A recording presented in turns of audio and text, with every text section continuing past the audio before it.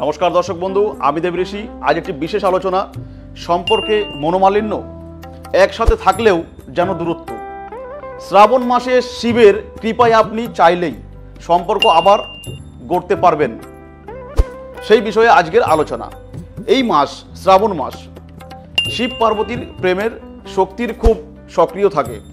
তিনটে সহজ টোটকা বলছি, মানলেই পরিবর্তন টের পাবেন আপনি নিজেই।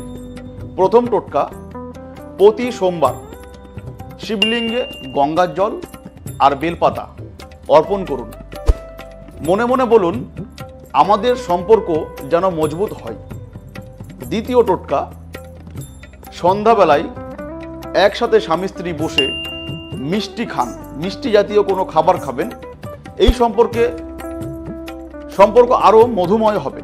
তৃতীয় টোটকা, একসাথে প্রদীপ জ্বালিয়ে ওং নমঃ শিবায় এই মন্ত্রটি 21 বার জপ করুন। মান অভিমান গলে যাবে। শ্রাবণ মাস মানেই শুদ্ধি, সংযোগ এবং ভক্তি। আপনার সম্পর্কে সেই আলো আসুক। কমেন্টে লিখুন ওং নমঃ শিবায়।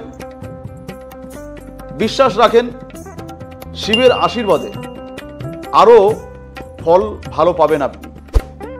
এমন আরও উপকারী টোটকা পাওয়ার জন্য চ্যানেলটির সাথে থাকুন।